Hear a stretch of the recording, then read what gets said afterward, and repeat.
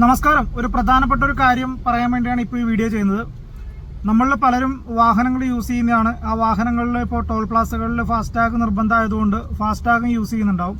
ഫാസ്ടാഗിൻ്റെ പുറകിൽ നടക്കുന്ന ഒരു തട്ടിപ്പ്, അല്പസമയം മുമ്പ് അങ്ങനെ ഒരു തട്ടിപ്പിന് അല്ലെങ്കിൽ അങ്ങനെ ഒരു മിസ്റ്റേക്കിന് ഞാൻ വിധേയനായതുകൊണ്ടാണ് ഇപ്പോൾ ഈ വളരെ പെട്ടെന്ന് തന്നെ ഈ സമയമധികം കളയാതെ തന്നെ അതെന്താണ് എന്ന് നിങ്ങളോട് പറയാം എന്ന് കരുതിയിട്ട് വീഡിയോ ചെയ്യുന്നത്.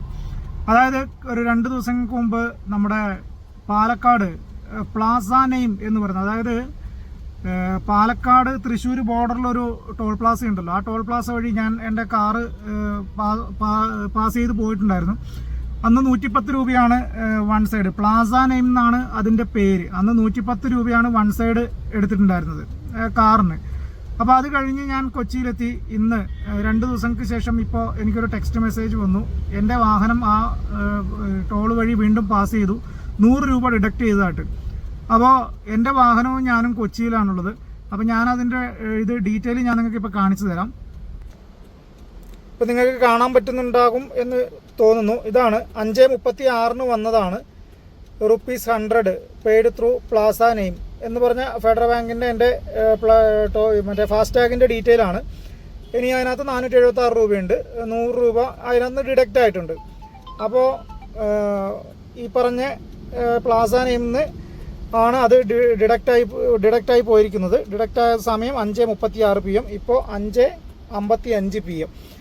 അപ്പോൾ സംശയം ഉണ്ടാകണ്ട എന്ന് കരുതിയിട്ട് കൊച്ചിയിൽ നിങ്ങൾക്ക് എല്ലാവർക്കും അറിയാവുന്ന ഒരു സ്പോട്ടിൽ ഞാൻ എങ്ങനെ 5:30 ആ ടോൾ പ്ലാസ പാസ് ചെയ്ത് കഴിഞ്ഞാലും ഞാൻ 5:56 6 മണിയാകുമ്പോഴേക്കും ഇവിടെ കൊച്ചിയിൽ എത്തില്ല. കൊച്ചിയിൽ ഞാനിപ്പോൾ ഉള്ളത് ഇത് പേട്ട മെട്രോ സ്റ്റേഷനാണ്. കണ്ടോ,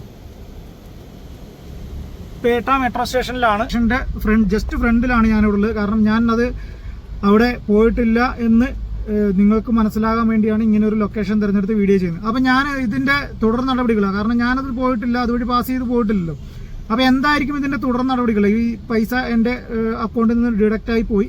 അപ്പോൾ ഇതെന്താണ് ഇതിൻ്റെ തുടർ നടപടികൾ എന്നറിയാൻ വേണ്ടിയിട്ട് ഇതിൽ തന്നെ എനിക്ക് കംപ്ലയിൻറ്റ് ചെയ്യാനുള്ള ഒരു നമ്പർ SMS ആയിട്ട് വരുന്നുണ്ട്. അങ്ങനെ വന്ന SMS ആയിട്ട് വന്നിട്ടുള്ള ആ നമ്പറിൽ ഞാൻ വിളിക്കുകയും അങ്ങനെ ആ നമ്പറിൽ വിളിച്ചപ്പോൾ അവർ പറഞ്ഞു തന്ന ഡീറ്റെയിൽ അതായത് ഫാസ്ടാഗ് വഴി പൈസ ഡിഡക്റ്റ് ആകുന്നതോടൊപ്പം തന്നെ ചില സന്ദർഭങ്ങളിൽ മാനുവലി വാഹനങ്ങളുടെ നമ്പർ അവിടെ രജിസ്റ്റർ ചെയ്യാറുണ്ട്. അങ്ങനെ രജിസ്റ്റർ ചെയ്ത സമയത്ത് നമ്പർ തെറ്റായിട്ട് എൻ്റെ വാഹനത്തിൻ്റെ നമ്പർ ആയിരിക്കാം ഒരുപക്ഷെ അവിടെ രജിസ്റ്റർ ചെയ്തിട്ടുണ്ടാവുക. അതുകൊണ്ടാണ് പൈസ ഡിഡക്റ്റ് ആയി പോയത് എന്നാണ് എനിക്കിപ്പോൾ ഫെഡറൽ ബാങ്കിൻ്റെ ഉദ്യോഗസ്ഥർ തന്ന മറുപടി. ഇതിൻ്റെ ഏറ്റവും രസകരമായൊരു വസ്തുത എന്ന് വെച്ച് കഴിഞ്ഞാൽ 30 ദിവസം ഞാൻ കാത്തു നിൽക്കണം ഈ 100 രൂപ എനിക്ക് തിരിച്ച് കിട്ടണമെങ്കിൽ.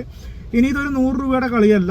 ഇത് 30 ദിവസം കഴിഞ്ഞ് കഴിഞ്ഞാലും ഈ പൈസ എനിക്ക് തിരിച്ച് കിട്ടിയിട്ടില്ല എങ്കിൽ അതിൻ്റെ ബാക്കി തുടർ നടപടികളായിട്ട് മുന്നോട്ട് പോകേണ്ടതുണ്ട്. കാരണം ഇത് എനിക്ക് മാത്രമല്ല, പലർക്കും ഇത്തരത്തിലുള്ള അനുഭവങ്ങൾ ഉണ്ടായിട്ടുണ്ടാവും. പലരും ഇതെന്താണ് ചെയ്യേണ്ടത് എന്നറിയാതെ 100 പോട്ടെ എനിക്കൊരു വയ്യ അതിൻ്റെ പുറകെ നടക്കാൻ എന്ന് കരുതിയിട്ട് ഒഴിവാക്കിയതുണ്ടാവും. പക്ഷേ ഇവിടെ എന്തായാലും ഇതിൻ്റെ പുറകെ ഞാനുണ്ടാവും. കാരണം എൻ്റെ വാഹനം പോകാതെ അവിടുത്തെ ടോൾ പ്ലാസയിൽ ഇരുന്ന അവിടുത്തെ ഒരു ജീവനക്കാരൻ്റെയോ അല്ലെങ്കിൽ ജീവനക്കാരിയുടെയോ അശ്രദ്ധ മൂലം ഇവർ പറയുന്ന രീതിയിലാണെങ്കിൽ തെറ്റായി എൻ്റെ നമ്പർ രേഖപ്പെടുത്തി അത് പ്രകാരം എൻ്റെ അക്കൗണ്ടിൽ നിന്ന് പൈസ പോയി. എന്തായാലും ഇതിൻ്റെ പിന്നാലെ ഞാനുണ്ടാവും. ഇനി എങ്ങനത്തെ ഒരു അനുഭവം ആർക്കെങ്കിലും ഉണ്ടായിട്ടുണ്ടെങ്കിൽ അവരതൊക്കെ ഇതിൻ്റെ കമൻറ്റ് ചെയ്യുക. ഇതിലെന്തായിരുന്നു നിങ്ങൾ ചെയ്ത തുടർ നടപടികൾ, നിങ്ങൾക്ക് അതിൻ്റെ പൈസ കിട്ടിയിട്ടുണ്ടോ എന്ന കാര്യം കൂടി ഒന്ന് ഇതിൻ്റെ താഴെ കമൻ്റായിട്ട് മെൻഷൻ ചെയ്യണം. Okay, thank you. ഈ വീഡിയോ എല്ലാവർക്കും ഷെയർ ചെയ്യുക, ഇത് ഉപകാരപ്പെടും എന്ന് കരുതുന്നു. Okay, thank you. മറ്റൊരു വീഡിയോ ആയിട്ട് വീണ്ടും കാണാം.